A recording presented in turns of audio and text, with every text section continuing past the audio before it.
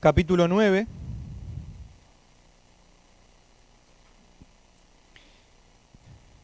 Vayan buscando Mateo, capítulo 9, versículo 27.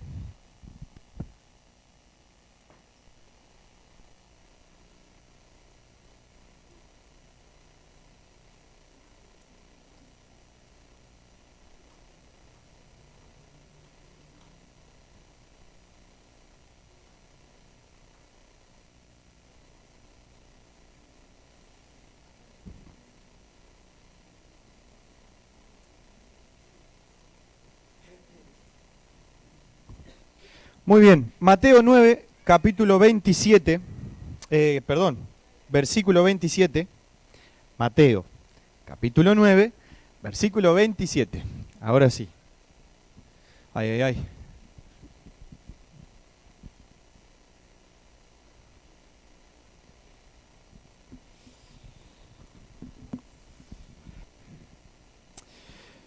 Pensaba de qué forma podemos, en una reunión de oración y estudio, encarar algunos temas. Y pensaba, ¿por qué no poder hacer la reunión de estudio como un estudio que estudiemos todos y que vayamos viendo algunas cosas, ¿no? Siempre que agarramos la Biblia y nos ponemos a leer y a estudiar, hay algunas cosas que tenemos que tener en cuenta, ¿no? Por ejemplo, Mateo capítulo 9, versículo 27 al 38. ¿Quién sabe en qué contexto está? Día 1. Mateo capítulo 9, versículo 27 al 38. ¿En qué contexto está? A ver. Ajá. En parte sí y en parte no, porque Jesús no lo hacía para darse a conocer. Pero usa una palabrita ahí que es su fama iba creciendo. Sergio.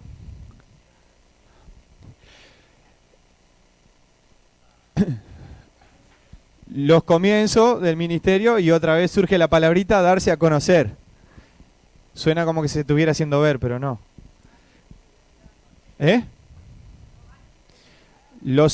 Comienzan los años, un periodo de tiempo de 3 años donde el Señor Jesucristo fue reconocido, ¿tá? O lo conocieron por determinadas cosas. Por allá al fondo había alguien, creo que había dicho algo más. ¿Por el Evangelio? ¿Predicado el Evangelio por acá?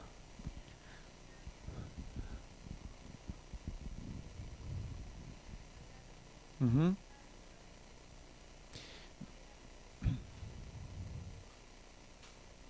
Ajá, bien. Marta.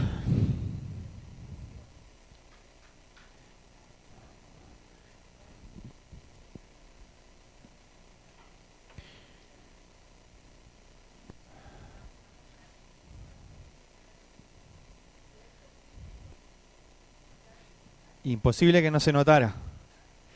Bien.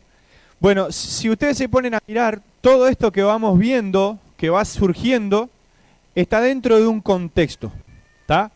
Entonces, siempre que nosotros nos acercamos a la Biblia, siempre que nosotros nos ponemos a estudiar un pasaje, ¿tá? Esto sirve para nuestra casa, no solo para cuando venimos a predicar, sirve para que nosotros podamos entender y ubicarnos en qué momento, en qué situación se escribió, se relató lo que cuenta ese pasaje. Entonces es muy importante que nosotros tengamos la noción de cuál es el contexto, ¿tá? Si yo, por ejemplo, vengo y les menciono un pasaje, ¿tá? Que lo vamos a ver ahí más adelante, ustedes me pueden decir en base a ese texto muchas cosas que por ahí no están tan acertadas o no del todo con lo que el contexto viene hablando. ¿Se entiende? Entonces, es importante que nosotros podamos ver y conocer el contexto. Bueno, el contexto de este pasaje es el momento que el Señor Jesucristo comenzó a elegir sus discípulos. Los discípulos eran aquellas personas a las que el Señor Jesucristo se acercó, les habló y les dijo, en algunos de los casos, deja lo que tienes, deja lo que estás haciendo, deja a tu padre, a tu madre. Siempre tuvieron que dejar algo, a alguien, dejar de hacer lo que estaban haciendo para seguir a Jesús. Y esto es ser un discípulo, un seguidor de Cristo, seguir a Jesús. Entonces el Señor Jesús, teniendo un tiempo especial con sus discípulos, llega a Mateo capítulo 5, capítulo 6, capítulo 7 y capítulo 8. Que desde el capítulo 5 conocemos todo ese relato de esos 4 capítulos, 6, 7, 5, 6, 7 y 8, lo conocemos como el Sermón del Monte. ¿Se entiende? Entonces a veces uno dice, no, el Sermón del Monte es solamente el capítulo 5. No, no es solo el capítulo 5. Comienza en el capítulo 5 y finaliza en el capítulo 8. Y hay un versículo que lo deja bien clarito, que dice que cuando descendió del monte, descendió de estar en la presencia de Dios y de estar con sus discípulos allí, comenzó a hacer algunas de estas cosas que ustedes ya mencionaron. Y su fama comenzó a crecer. Entonces, en este contexto, el Señor Jesucristo comienza su ministerio, ¿tá?, en cuanto al relacionamiento con las personas. No que los discípulos no fueran personas, sino con el ego, por decir así, ¿no? Con personas que recién estaban teniendo un acercamiento a Jesús.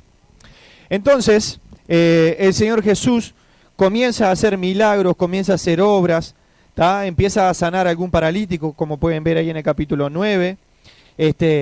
Comienza a hacer el llamado a algunos de sus discípulos, entre ellos a Mateo.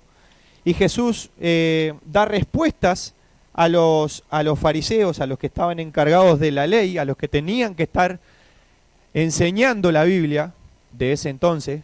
Obviamente que no tenían la Biblia como la que tenemos nosotros, pero enseñando la porción de la Biblia que tenían ellos. Y el Señor Jesús comienza a dar enseñanzas, hasta que llega un momento, este momento, Mateo capítulo 9, versículo 27 al versículo 38, dice así: pasando Jesús de allí ¿dónde? ¿Dónde había estado Jesús antes? No. Miren el contexto del pasaje anterior. Había sanado la hija de un principal, ¿tá? Y cuando salió de la casa de ellos, ¿tá?, saliendo de allí, le siguieron. ¿Qué dicen sus Biblias? Ya me genera una pregunta. ¿Cómo 2 ciegos pudieron seguir a Jesús?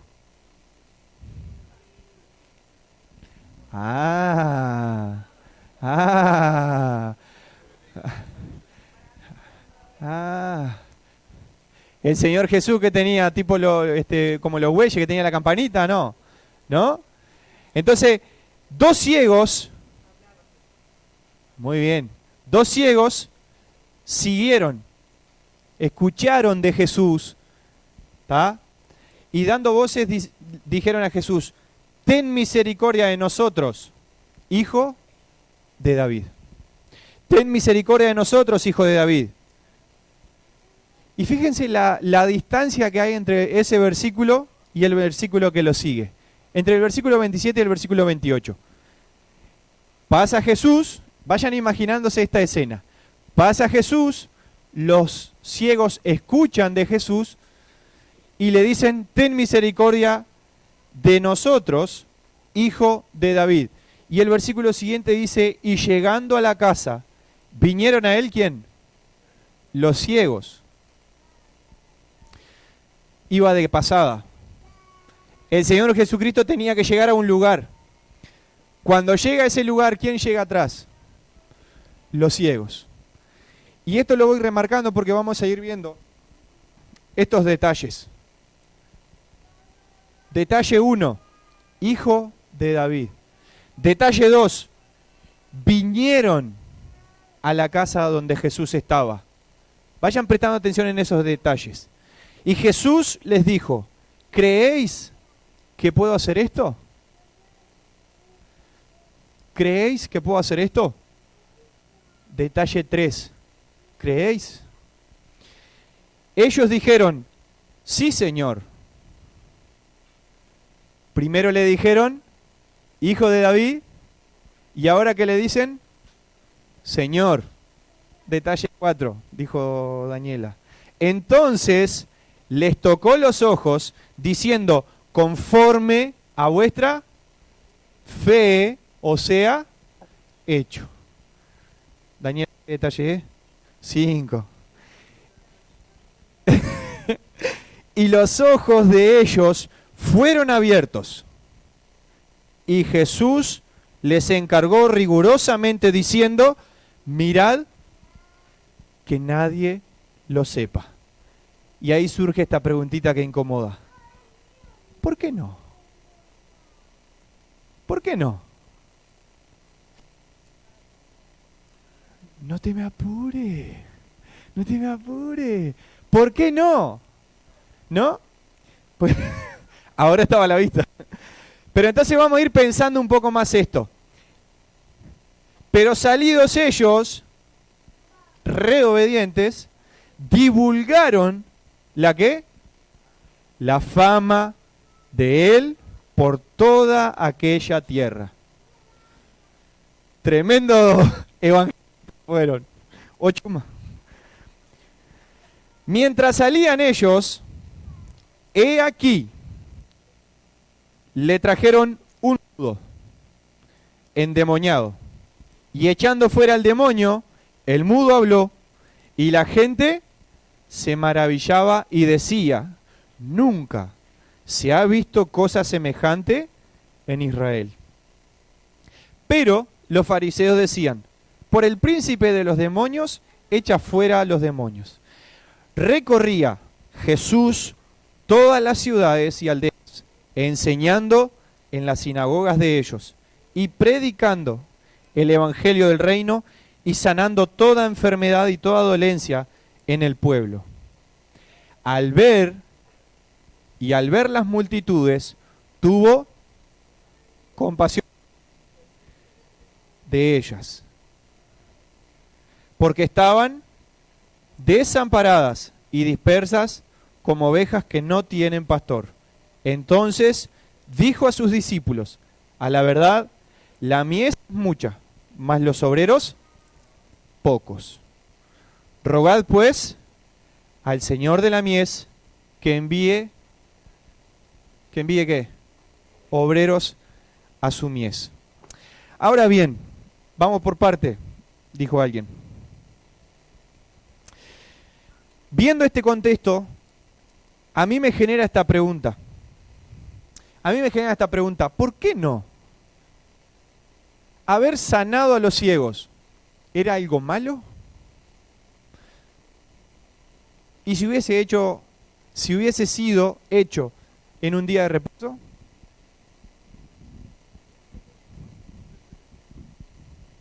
Los ciegos no lo veían así. Pero entonces, pensar en esto nos tiene que llevar a ver algunas cosas. Por lo menos a mí me llevó a ver algunas cosas. Y yo la pregunta que me hacía es, ¿por qué no? ¿Por qué no contar? ¿Por qué el Señor Jesucristo le dice a estos dos ciegos, musarela, silencio, que nadie lo sepa? Y en otro momento dice, vayan, cuenten, digan, muestren. Y yo no sé ustedes, pero cada vez que a mí me dicen que no haga algo, ¿qué pasa? Hablen por ustedes, no por mí. Cada vez que alguien nos dice, no hagas esto, eso queda grabado acá así, ¿no? Y hacemos todo lo posible. ¿Por qué?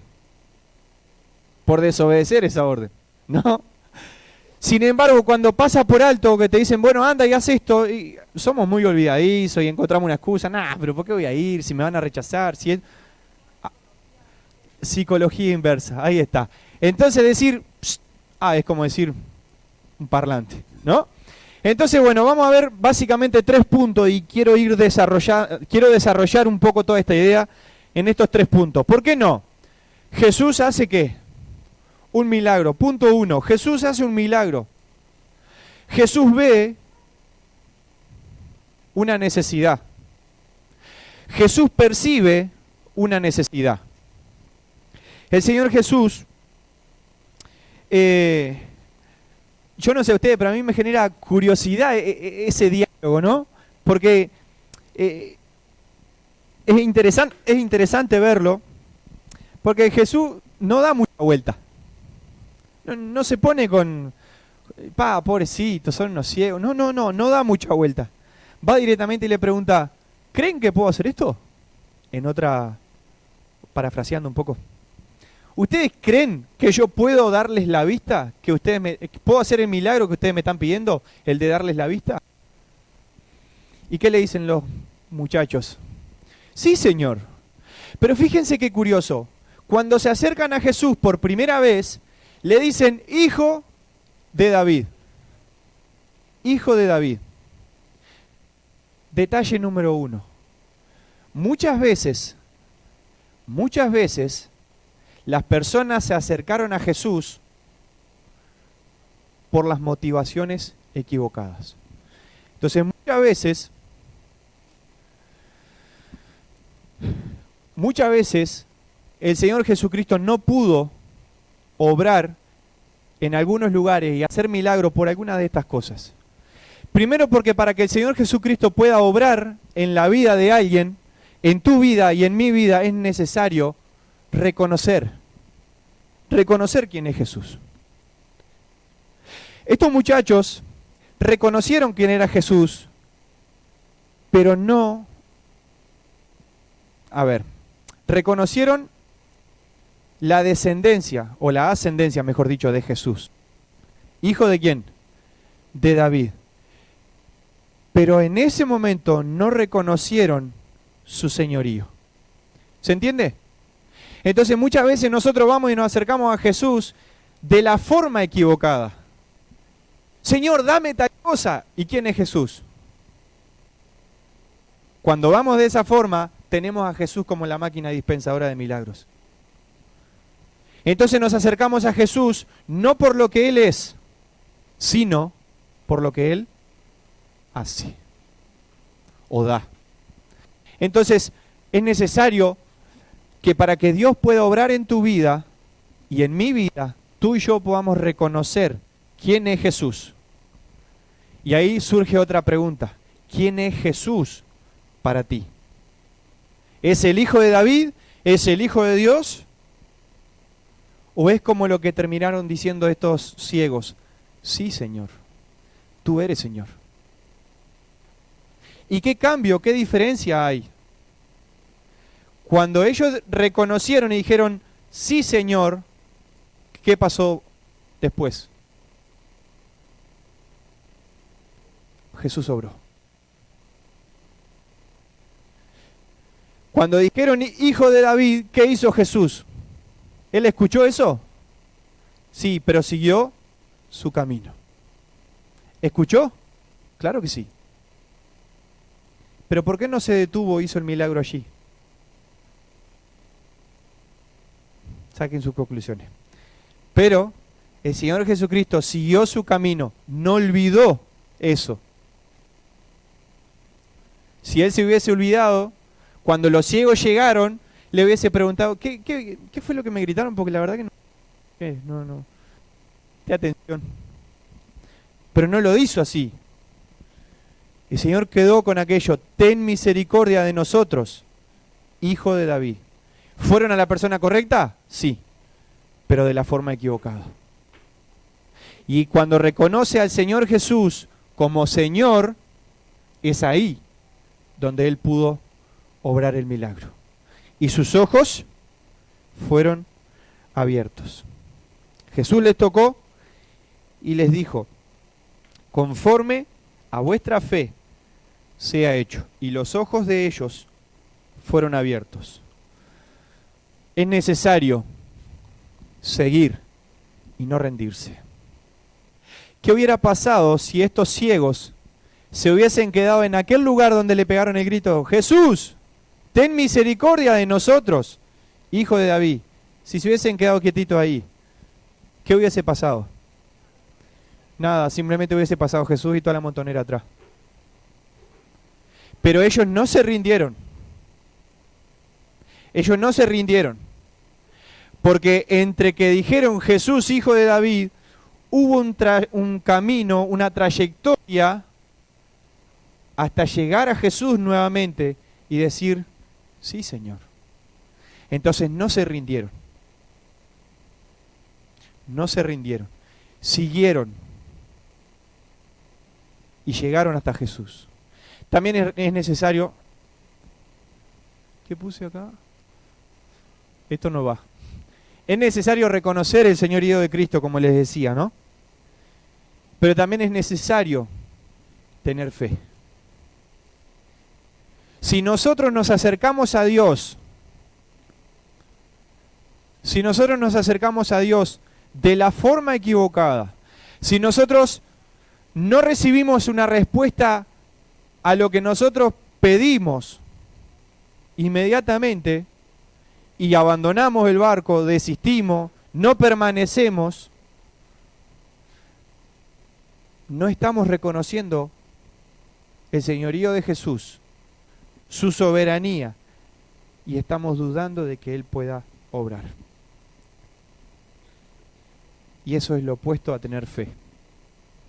Entonces, Jesús hace un milagro. ¿Qué cosas están impidiendo en tu vida y en mi vida que Dios obre y haga un milagro? Y a veces uno dice milagro y dice: ¡bah! Dio vista a un ciego, sanó a un paralítico, hizo... El mayor milagro que Dios quiere y puede hacer en tu vida es darte la salvación. Ese es el mayor milagro que Dios puede hacer en tu vida. Porque Él ya pagó en la cruz el precio por ti y por mí. El mayor milagro es que tú puedas acercarte a Jesús de la forma correcta, reconociendo quién eres tú y quién es Dios. Un pecador alejado de Dios y un Señor Jesús de brazos abiertos dispuesto a perdonar.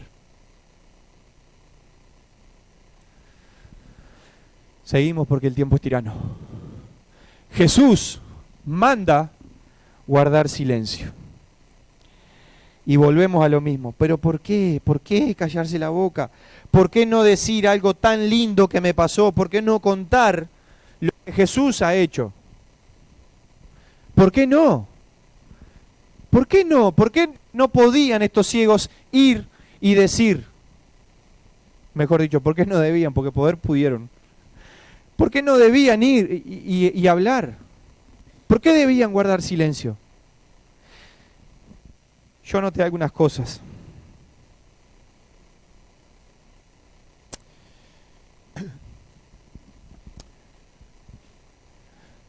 Si ellos abrían la boca, si ellos iban y contaban lo que Jesús había hecho, su fama, como cuenta ahí como dice más adelante, iba creciendo. Entonces la gente, ¿qué creen? ¿Se iba a acercar a Jesús por quien Jesús era, o se iba a acercar a Jesús por lo que Jesús podía hacer y dar? Entonces la motivación iba a ser incorrecta. La motivación iba a ser incorrecta y no precisó salir tan lejos, porque ahí nomás en la puertita ya le trajeron un mudo endemoniado.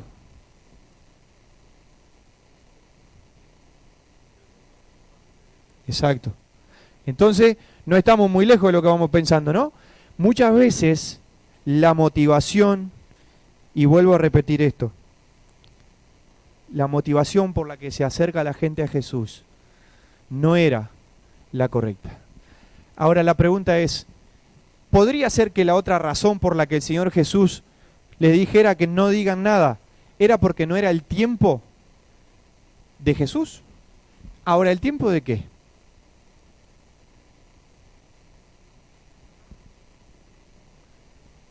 El tiempo de ir a la cruz. Jesús no vino, a ver cómo lo digo, que no se entienda mal. La misión principal de Jesús era venir a morir en la cruz por ti. Lo secundario era hacer todos los milagros que hizo, pero lo principal era venir a la cruz por ti y por mí. Mostraba quién era, ¿no? Pero también generaba esto otro, ¿no? Ah, pero si hace esto, esto a mí me beneficia. ¿Marco?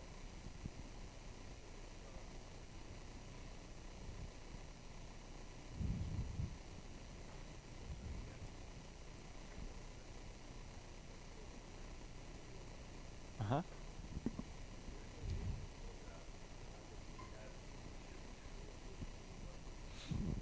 Ujú.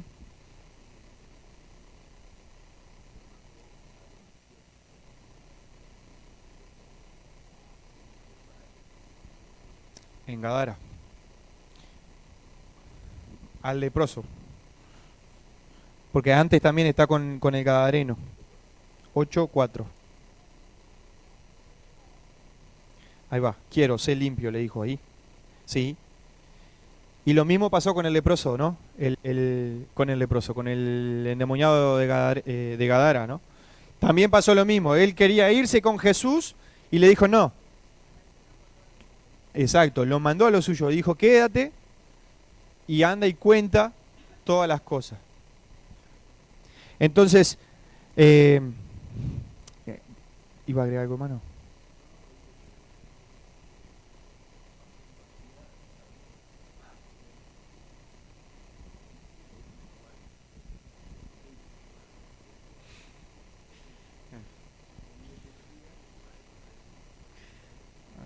Ahí lo que decía Lucy, la psicología inversa.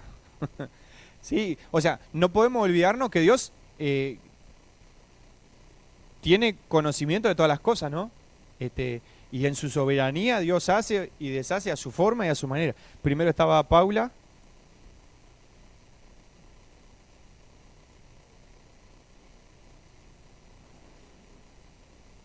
¿Cómo?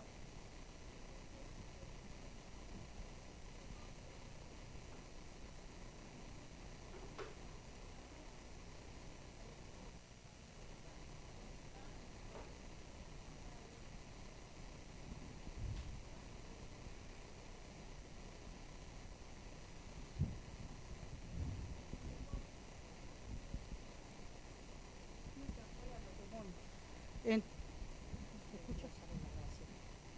perdón. Eh, Vuelvo. Lo que decías hoy, José, del tiempo, que no era el tiempo y él tenía que guardarse de alguna manera. Eh, Él no sana a los ciegos en el camino, a la vista, sino que espera llegar a un lugar. Es congruente con eso. Después le dice no digan nada. Y en el versículo 34 dice, los fariseos decían, por el príncipe de los demonios echa fuera a los demonios. O sea que tenía que quedar establecido quién era él también. Porque se daba esto de sacarle la autoridad o de engañar a la gente diciéndole que hace no por Dios, o sea, era una blasfemia, era por los demonios. Después le dice, ¿no? Una casa dividida no puede permanecer y todo eso. O sea, pienso que el tiempo era fundamental, porque si no, no podría haber llegado a su misión, a la cruz. Hubiera sido derribado, capaz que está mal dicho, pero demorado antes. Patricia, ¿no?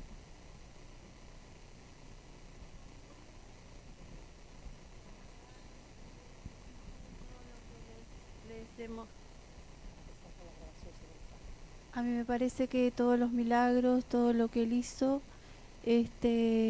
fue para que porque él sabía que se iba a ir, ¿no? Que iba a morir en la cruz por nosotros. entonces para que ellos tuvieran esos testimonios para después que él se fuera, seguir con la fe de que aunque él no estuviera, podíamos seguir junto a él y adorándolo y sabiendo que él, mismo no estando físicamente, estaba presente en nuestras vidas. Leo. Cuanto más participen, más demoran. Después no soy yo largo. Algunos milagros se precisaba la alta médica, como quien dice, ¿no? Ajá, sí. Porque tenía que ir al sumo, El sacerdote. al sacerdote, Ujú. y ahí tenía que verificar que realmente había sanado para poder volver a vivir en sociedad, Ahí especialmente con los leprosos. Entonces, algunos sí tenía que ir a decirlo, ¿tá? Y otros no precisaba. En este caso de los ciegos, no precisaba. Igual la gente se iba a dar cuenta que ellos veían, ¿no? Bueno, Pero eso, no precisaba tener que ir al sumo sacerdote ni hacer un sacrificio ni nada, ¿no? eso es algo que vamos a ver también. Alan. Creo que era Alan que había levantado la mano. Sí, de lo que ya se ha hablado, esto que Jesús hizo era una forma de testimonio, ¿no? De parte de quien él venía. Y también sirvió después que él ya no estaba, que quedaron los discípulos. ¿Por qué? Porque la gente conocía que quien hacía esos milagros era Jesús. Y ellos, para darse a conocer a la gente que no los conocía, también hacían esos milagros, porque también sanaron gente, también echaron fuera demonios. Entonces la gente automáticamente los asociaba con los milagros que Jesús había hecho. Entonces podían conocer que ellos venían de parte de Jesús. Eran tiempos Eran diferentes. enviados. Eran tiempos diferentes. En ese momento el Señor Jesús todavía no le había dado autoridad No, para no, no. hacer esas obras, esos Sí, milagros. sí, obvio. Nos Entonces, entendemos. o sea, eso que tú dices sí está bien, pero eso fue más adelante, ¿no? Que iba a servir de señal, de testimonio, pero no era ahora en este contexto, ¿no? Sí está bien, pero iba a ser más adelante eso, que iba a servir de señal para otras personas y que vieran que ellos estaban con Jesús. En este momento la respuesta de esta gente fue: nunca se ha visto cosa semejante en Israel. O sea, este fue un hito, ¿no? Comenzó ahí está, fue la revolución de Cristo, por hablarlo de alguna forma, ¿no?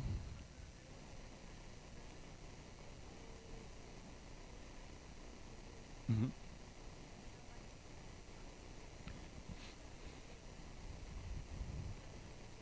Ahí está, todo el César de esa época. Y bueno, ¿tiempo inadecuado? Sí, puede ser que pensamos que la gente se iba a estar acercando a Jesús por la motivación incorrecta, el tiempo inadecuado para hacer algo, y vemos también que Dios trabaja de forma personal con cada uno. Dios trabaja en forma personal con los discípulos, y Dios trabajó también en forma personal con estos dos ciegos. Dios, el Señor Jesucristo, puso a prueba, por ponerlo entre comillas, de alguna forma, la fe de estos hombres y ver hasta dónde estaban dispuestos, ¿no? Y como decía un poco Leo también ahí, ¿era necesario que ellos salieran y dijeran lo que el Señor Jesús había hecho? ¿Era necesario que dijeran, que hablaran? No, eso se iba a evidenciar. Se iba a evidenciar. ¿Por qué? Porque dos ciegos que estaban en esa condición, que todo el mundo los conocía, ahora estaban viendo. Entonces eso ya serviría como señal. Eso tendría que ser suficiente. Entonces, ¿el Señor Jesucristo se iba a dar a conocer? Sí. ¿De qué forma? Por lo que se iba a ver en la persona, no por lo que decía. Yo puedo decir mucha cosa, pero mostrar que sigo siendo ciego, o puedo quedarme calladito la boca y mostrar la obra que Dios ha hecho en mí.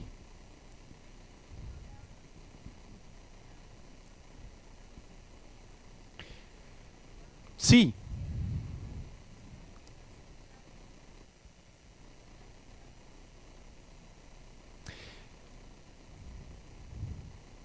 Claro, pero, o sea, tú lo estás pensando desde el lado de los fariseos, tal vez, y de los religiosos. Yo pensándolo de este otro lado. O sea, el ataque hacia Jesús de parte de los religiosos y demás se iba a dar. Sea que estos ciegos hablaran o se quedaran calladitos la boca. Se iba a dar. ¿Por qué? Porque desde el comienzo a Dios no se le escapó nada. Era necesario que pasaran todas esas cosas para que Jesús llegara ¿a dónde? A la cruz. Entonces nada se escapaba, como decía un poco Marcos también. Jesús sabía que si le decía cállense la boca, ellos iban a ir y abrir la boca. Y si le decía vayan y hablen, no, pero me da miedo, mire si me matan. ¿No? Siempre es como que...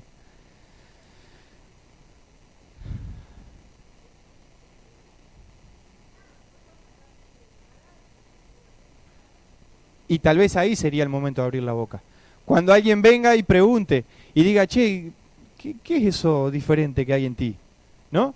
No, mirá, conocí, vi, ahora veo.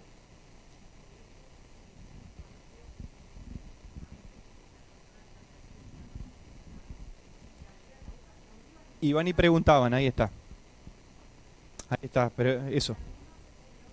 Bartimeo no.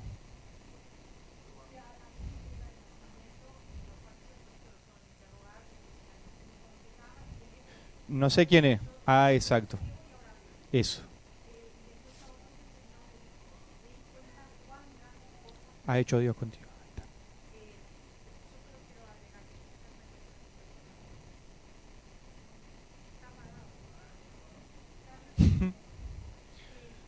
Error de la matriz.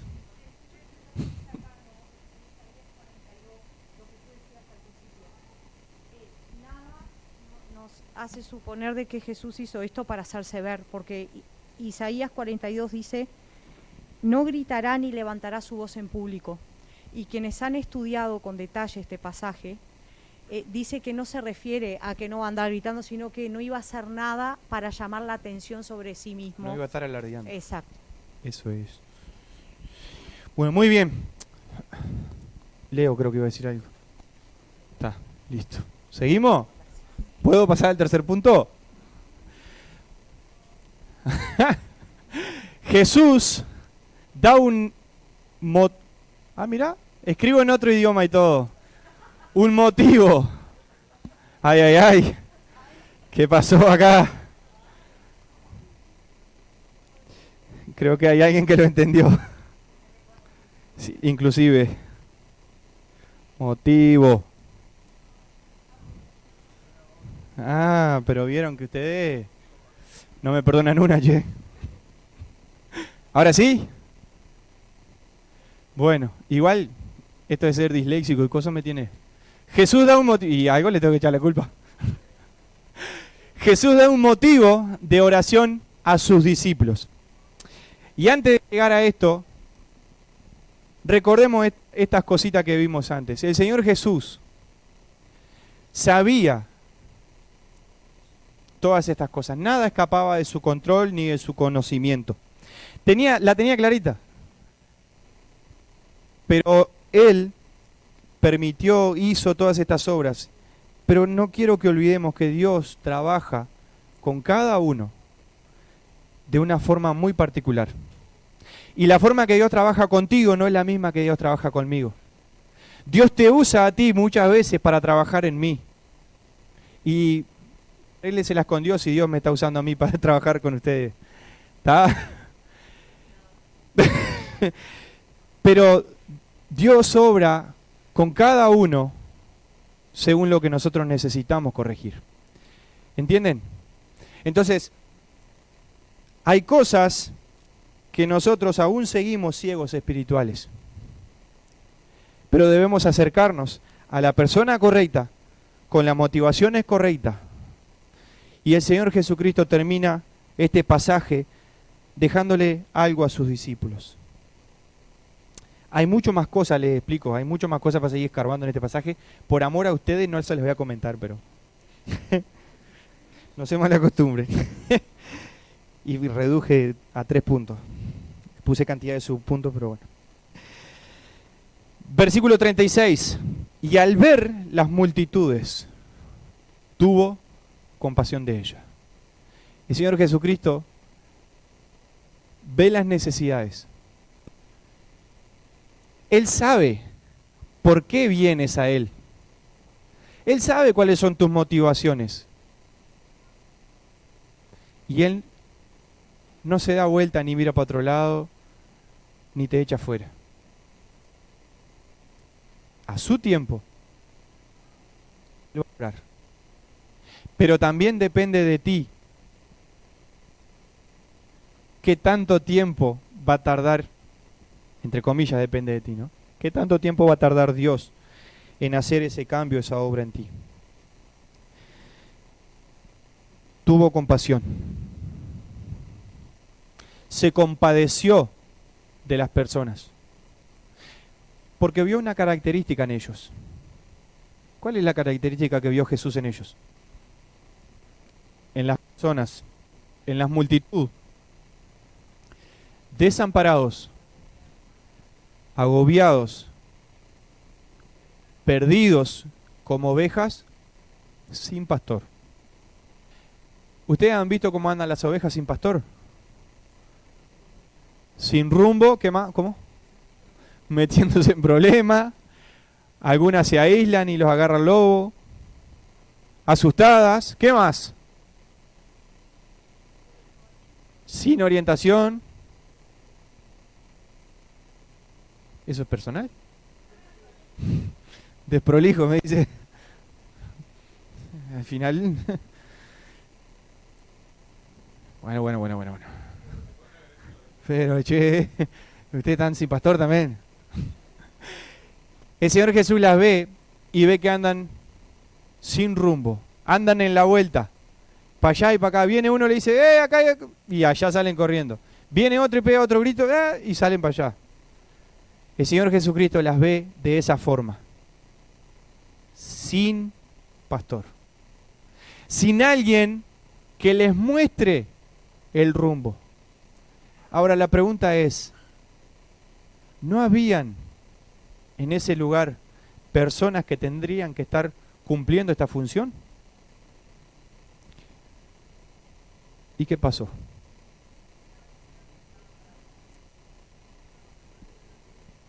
Se planchaban la túnica. ¿Saben qué pasó? Perdieron el foco. O mejor dicho, nunca se enfocaron. Las personas que tenían que estar ocupando ese lugar, no por ocupar un lugar, sino por desempeñar esa función, no lo estaban haciendo porque se estaban encargando de sus cosas, de sus negocios, en lugar de preocuparse por obedecer a Dios, por cumplir lo que Dios le había dejado y por guiar al pueblo a acercarse a Dios. Y Oseas termina diciendo, mi pueblo perece por falta de conocimiento. El pueblo de Dios tuvo las consecuencias que tuvo porque sus líderes religiosos no cumplieron su función. No tenían la accesibilidad a la Biblia como nosotros tenemos hoy. Hoy la responsabilidad cae sobre los pastores, sobre los ancianos, sí, pero también cae sobre cada uno de nosotros, porque nosotros hoy tenemos acceso a la palabra de Dios como Él la dejó. Si nosotros andamos como ovejas sin pastor, desorientados, no sabemos ni para dónde ir, es porque nosotros no estamos enfocándonos en lo que nos tenemos que enfocar. Y no hay que mirar para el costado y decir, no, pero mi pastor no me guía, mi pastor no me pastorea.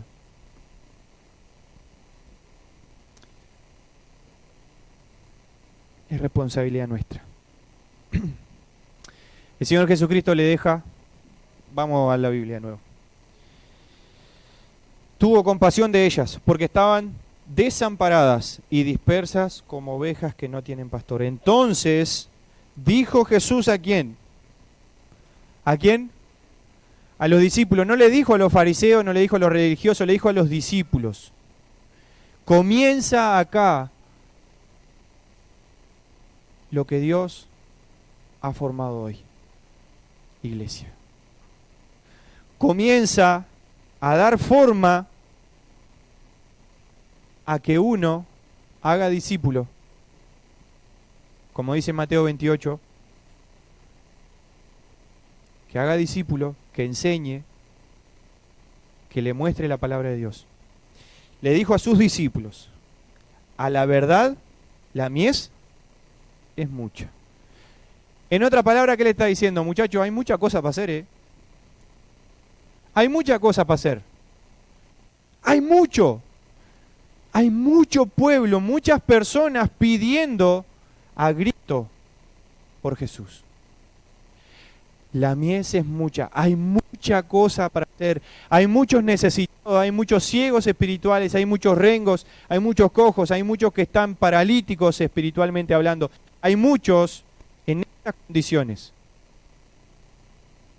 Hay mucha cosa. Y ustedes tienen una tarea. Ustedes tienen una tarea. Dice, hay mucha cosa para hacer.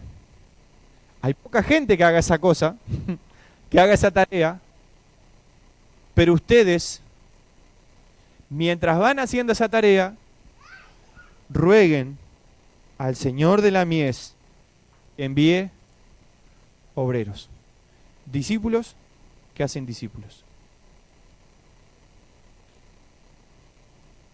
Tú y yo tenemos la responsabilidad de Dios como discípulos de Cristo. Miren todo lo que hay que hacer. Yo estoy en la iglesia y no hay nada para hacer para mí, yo no tengo nada que hacer. Hay mucha cosa para hacer. Miren todo lo que hay para hacer. Hay poca gente haciendo la obra. Pero no solo poca gente haciendo la obra, poca gente dispuesta a hacer la obra. ¿Qué obra? ¿Venir a limpiar el baño? Fantástico. ¿Venir a predicar? Fantástico. ¿Venir a tocar la guitarra? Lo que sea. La obra a la que Dios quiere es que vayamos y compartamos el Evangelio. Hay mucha gente necesitando de Cristo. Pocos están yendo a predicar. Nosotros, mientras vamos haciendo la tarea, tenemos que pedirle al Señor de la mies, al Dios de la iglesia, al creador de esto, Señor, tú sabes que no nos dan las manos. Necesitamos gente. Gente que se ponga a trabajar. La mies es mucha. Pocos obreros. Rueguen, oren, pidan que Dios envíe obreros. Y como conclusión les dejo esto. Recuerden, orar por las cosas que Dios quiere que oremos. No estoy diciendo de orar por orar. Orar por las cosas que Dios quiere que oremos. Según su voluntad. Porque ahí es cuando Dios va a responder. Cuando nosotros oramos y pedimos conforme a su voluntad, Dios obra. Si yo voy y le pido algo que está fuera de su voluntad, adivinen qué va a pasar. Dios no va a obrar. ¿Hay excepciones? Sí. A veces somos tan caprichosos, tan insistentes que Dios nos permite eso, pero no es lo que Dios quiere.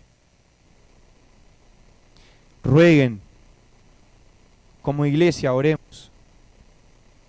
Oremos por esto. Yo miraba los motivos que Mónica había puesto ahí en el grupo para los distintos horarios que estaban orando. Y el punto 3 dice, por los líderes y los obreros. Y acá surge otra pregunta. ¿Cuánto estamos orando por nuestros líderes? ¿Cuánto estamos sosteniendo sus manos mientras estamos en la batalla? ¿Cuánto estamos intercediendo por ellos para que Dios dé sabiduría, guíe? ¿Cuánto? Y no se trata solo de un miércoles, que está fantástica la idea y muy buena la iniciativa, pero cada día oremos.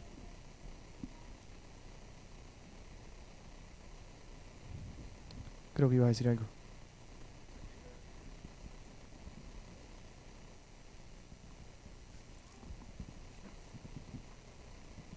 Cada vez que veo ese pasaje dice, bueno, los campos están prontos para la siega y los obreros son pocos, ¿no? Y siempre me pregunto, ¿ahí no está implícito la cosecha?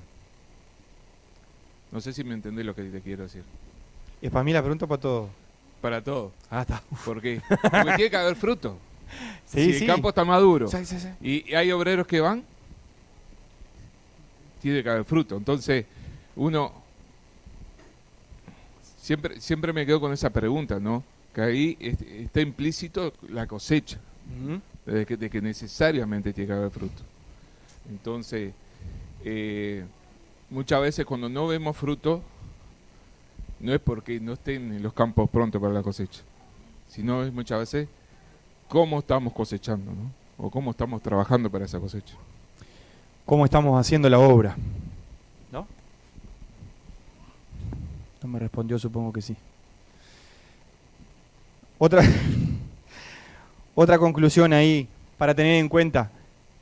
La motivación no siempre es la correcta. La motivación no siempre es la correcta, pero aún así Dios obra en nosotros. Yo no sé cómo te acercaste a Jesús, cómo te estás acercando a Jesús, qué buscas, qué esperas de Jesús. Si esperas que solucione tu vida, tu matrimonio, tu familia, tus finanzas. No sé. Tal vez la motivación no es la correcta. Por ahí se mencionaba lo que Jesús quiere hacer. Creo que Sergio lo mencionó hoy cuando estaban orando por los motivos personales. Sí, oramos por salvación, por sanidad. Fantástico, porque creemos que Dios puede hacer eso. Pero lo principal es la salvación. Tal vez venimos a Jesús con la motivación incorrecta. Pero Dios, en su infinita misericordia,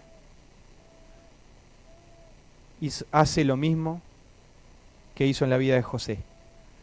Torna eso para bien, lo cambia para bien. Y termina para nuestro beneficio. En esa salvación llegamos a Jesús, le conocemos por quién es y no por lo que hace. La motivación no siempre es la correcta, pero aún así Dios obra en nosotros. Y queda esta invitación. Ven a Jesús. Ven a Jesús. ¿Estás roto? ¿Estás en el piso? ¿Estás peleando? ¿Vas ganando? Ven a Jesús. Ven a Jesús. Jesús nos espera de brazos abiertos. ¿La motivación es incorrecta? Bueno, tal vez en el camino, como estos ciegos, tal vez te des cuenta que no es simplemente el Hijo de David, es el Señor. Ven a Jesús. Jesús te espera de brazos abiertos. Jesús quiere seguir obrando. Y no solo para no creyentes. Cuando somos creyentes, necesitamos volver a Jesús. Cada día necesitamos volver a Jesús. Y seguir a Jesús por quién es. Y no por lo que yo estoy haciendo en su obra. O por lo que Él está haciendo, o por cómo Dios me está usando. Venir a Jesús por quién Jesús es. ¿Terminamos?